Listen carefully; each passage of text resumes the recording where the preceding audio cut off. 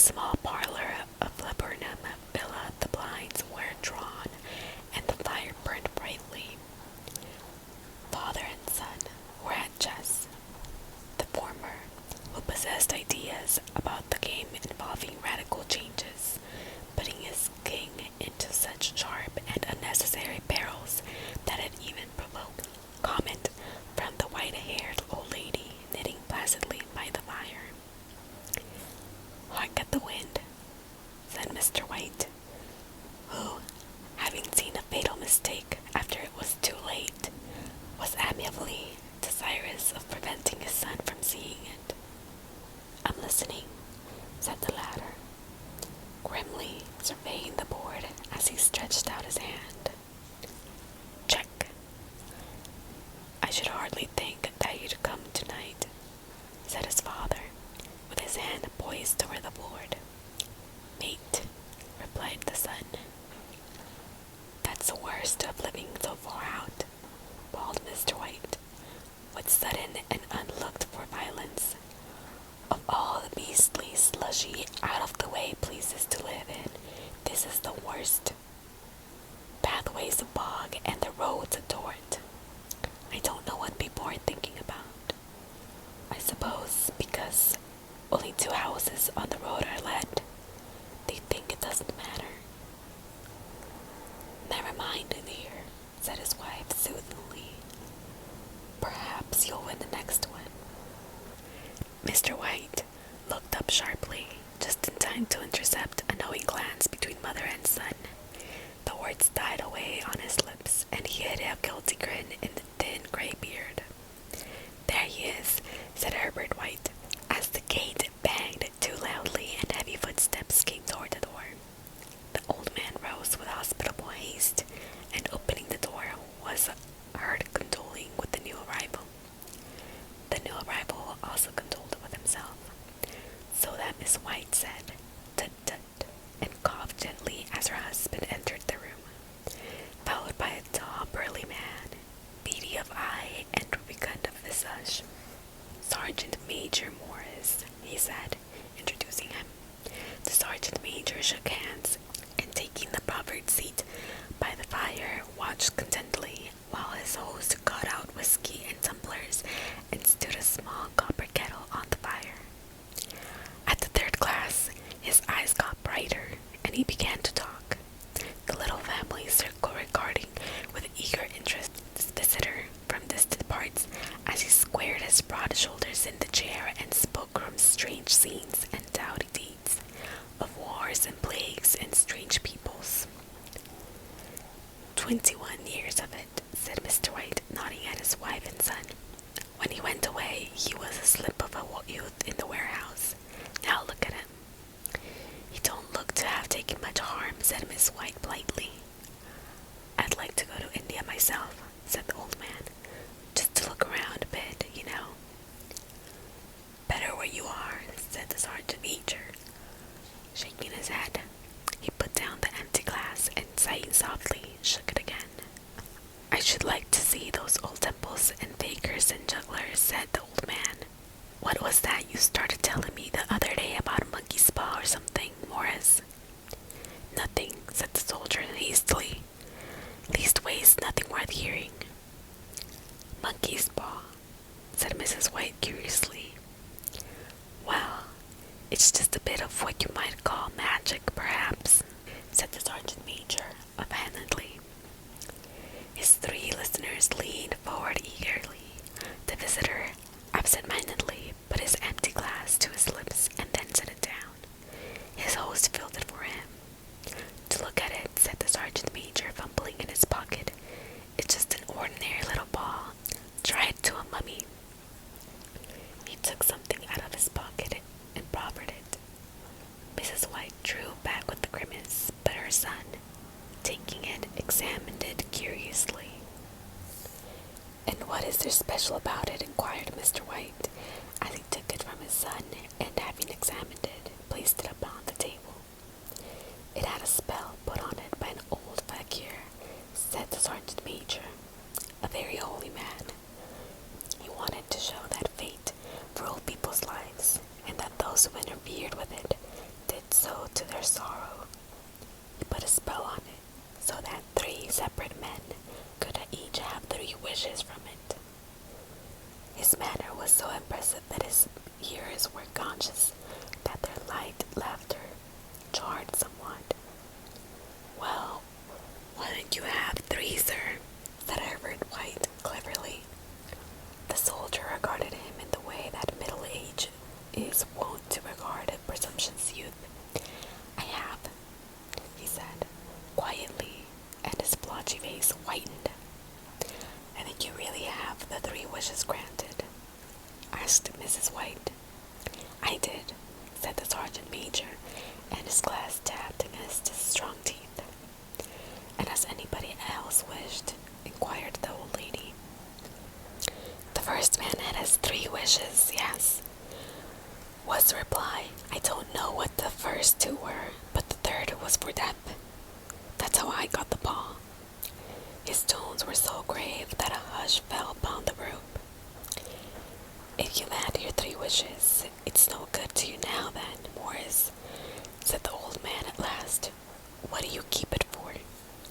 The soldier shook his head. "Fancy, I suppose," he said slowly.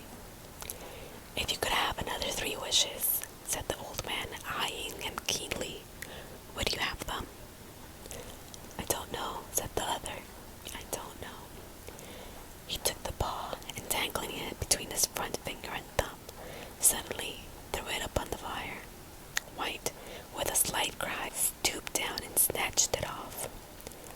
"Better let it burn," said the soldier solemnly.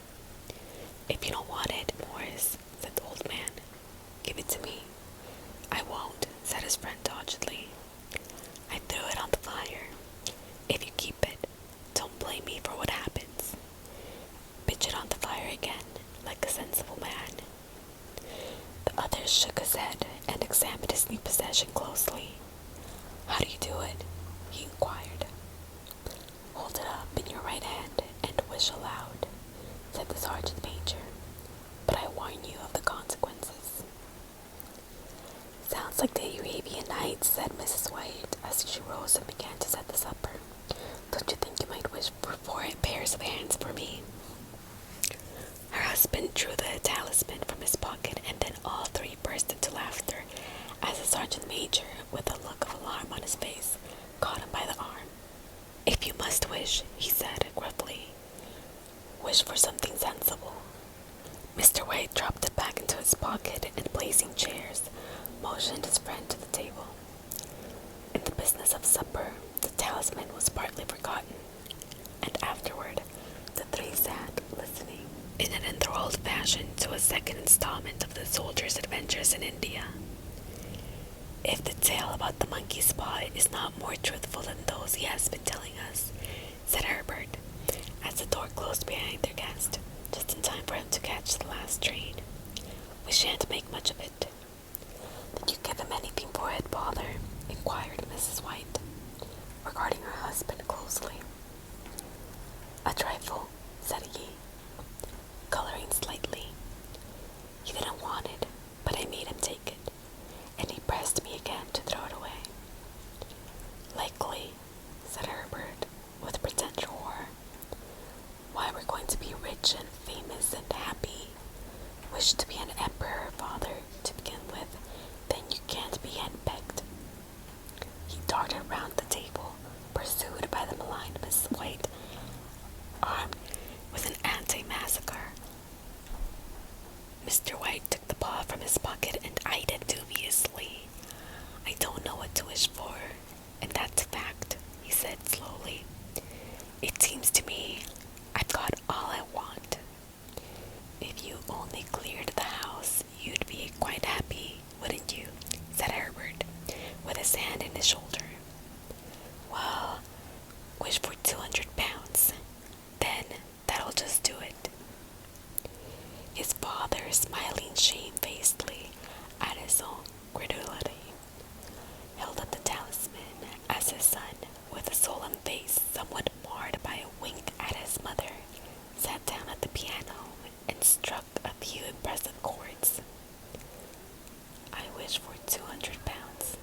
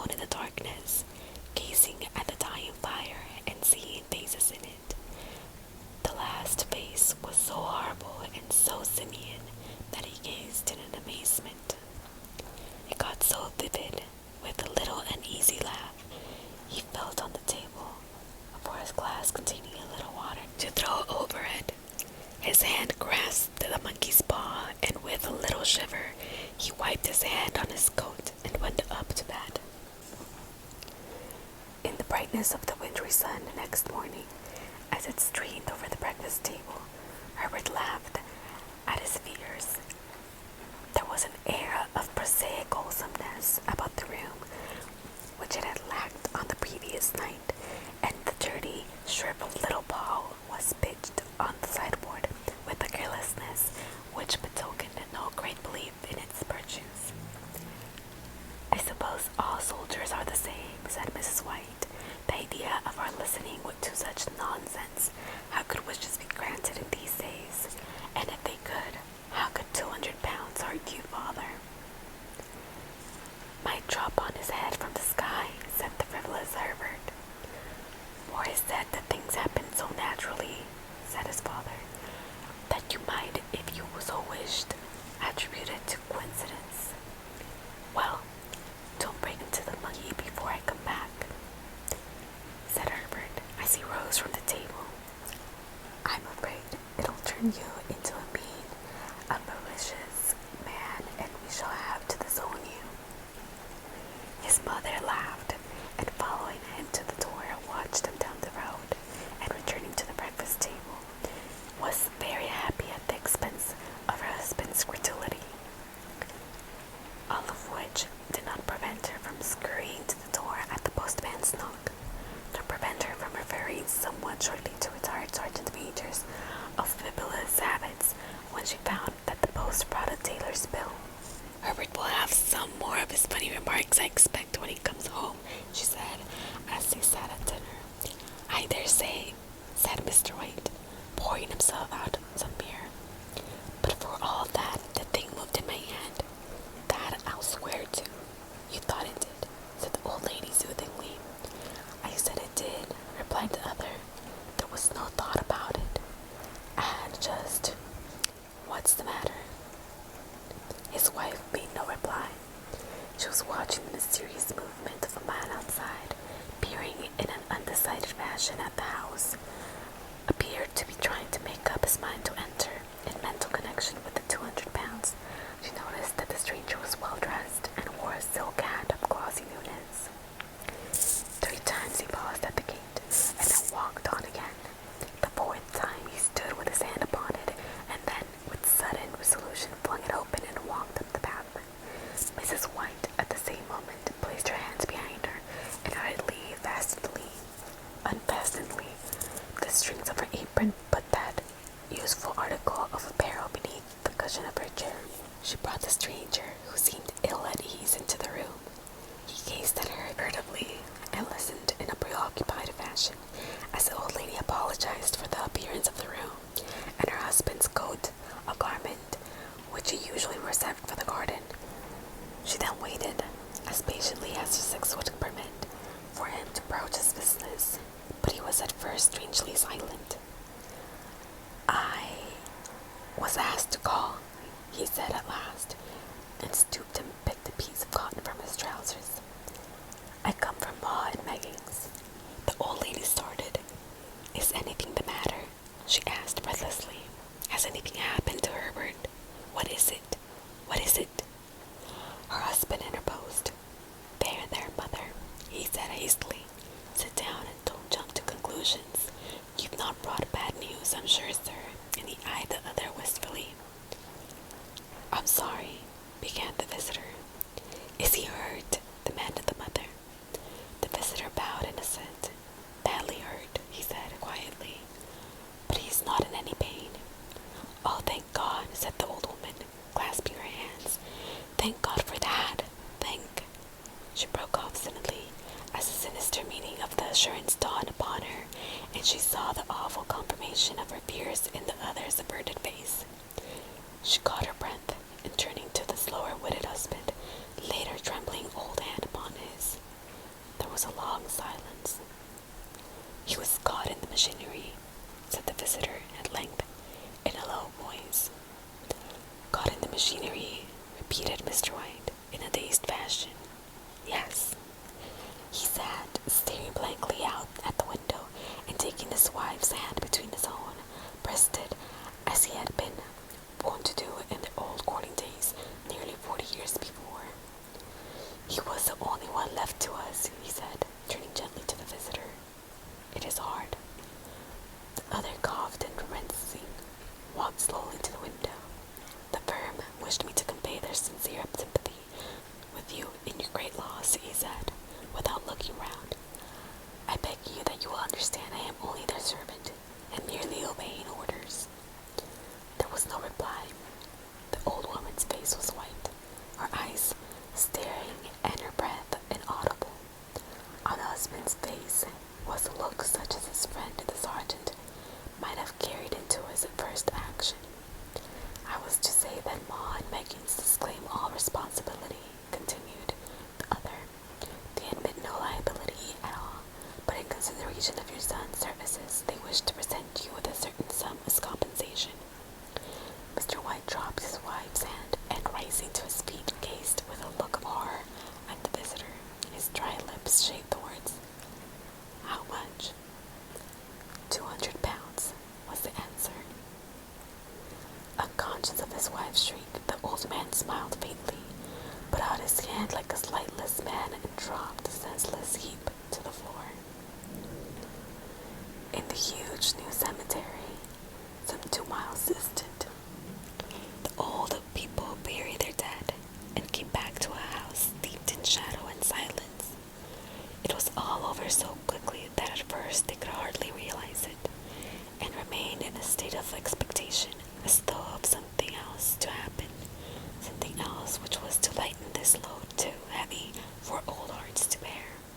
But the days passed, and the expectation gave place to resignation, the hopeless resignation of the old, sometimes miscalled apathy.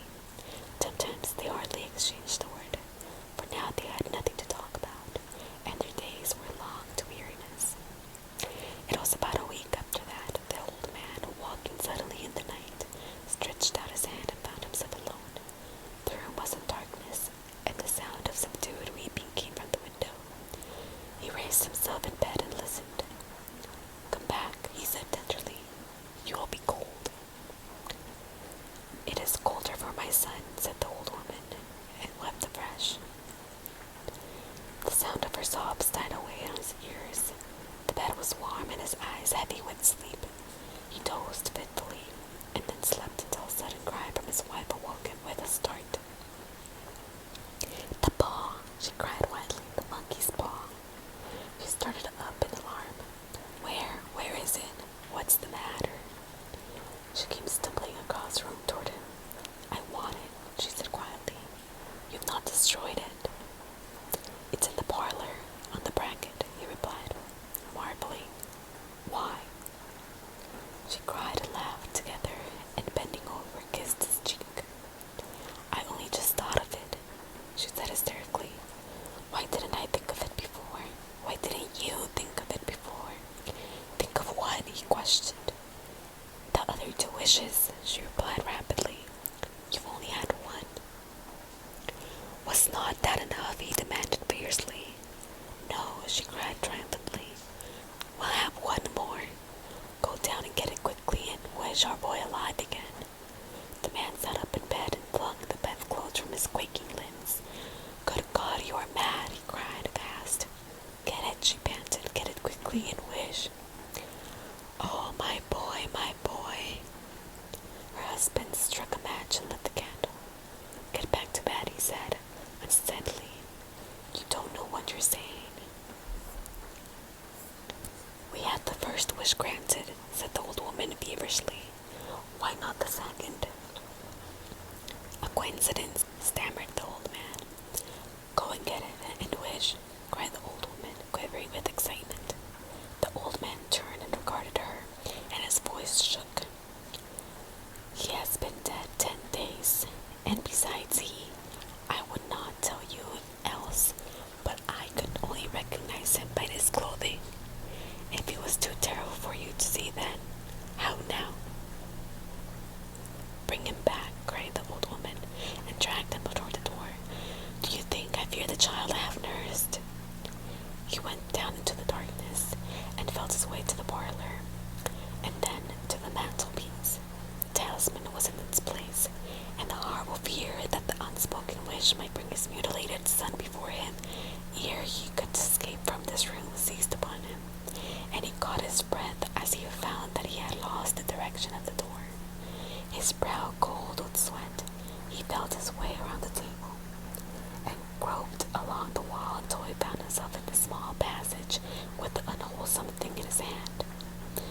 his wife's face seemed changed as he entered the room. It was white and expectant, and to his fears seemed to have an unnatural look upon it. He was afraid of her. "Wish," she cried in a strong voice. "It is foolish and wicked," he faltered. "Wish," repeated his wife. He raised his hand. "I wish my son alive again." The talisman fell to the floor, and he regarded it fearfully. Then he sank trembling into the chair as the old woman with burning eyes walked to the window and raised the blind. He sat until he was chilled with the cold, glancing occasionally at the figure of the old woman peering through the window. The candle end, which had burned below the trim of the china candlestick, was throwing pulsating shadows on the ceiling and walls, until with a flicker larger than the rest, it expired. The old man, with an unspeakable sense of relief at the failure of the talisman, crept back to his bed, and a minute or two afterward, the old woman came silently and apathetically beside them. Neither spoke, but both lay silently listening to the ticking of the clock. A stair creaked, and a squeaky mouse scurried noisily through the wall. The darkness was oppressive, and after lying for some time, screwing up his scourge, the husband took the box of matches, and striking one, went downstairs for a candle. At the foot of the stairs, the match went out, and he paused to strike another, and at the same moment a knock, so quiet and stealthy as to be scarcely audible, sounded on the door. The matches fell from his hand. He stood motionless, his breath suspended until the knock was repeated. Then he turned and fled swiftly back to his room and closed the door behind him. A third knock sounded through the house. "What's that?" cried the old woman, starting up. "A rat," said the old man in shaking tones. "A rat. It passed me on the stairs." His wife sat up in bed listening. A loud knock resounded through the house. "It's Herbert," she screamed. "It's Herbert." She ran to the door, but her husband was before her, and catching her by the arm, held her tightly. "What are you gonna do?" he whispered hoarsely. "It's my boy. It's Herbert," she cried, struggling mechanically. "I forgot it was 2 miles away. What are you holding me for? Let go. I must open the door." "For God's sake, don't let him in," cried the old man, trembling. "You're afraid of your own son," she cried, struggling. "Let me go. I'm coming, Herbert. I'm coming." There was another knock, and another. The old woman, with a sudden wrench, broke free and ran from the room. Her husband followed to the landing and called after her, appealingly, as she hurried downstairs. He heard the chain rattle back and the bottom bolt draw slowly and stiffly from the socket. Then the old woman's voice, strained and panting. "The bolt," she cried loudly. "Come down, I can't reach it." But her husband was on his hands and knees, groping wildly on the floor in search of the ball. If he could only find it before the thing outside got in. A perfect fusillade of knocks reverberated through the house, and he heard the scraping of a chair as his wife put it down in the passage against the door. He heard the creaking of the bolt as it came slowly back, and at the same moment he found the monkey's paw and frantically breathed his third and last wish. The knocking ceased suddenly, although the echoes of it were still in the house. He heard the chair draw back and the door opened. A cold wind rushed up the staircase, and the long, loud wail of disappointment and misery from his wife gave him courage to run down to her side, and then to the gate beyond. The street lamp flickering opposite shone on a quiet and deserted road.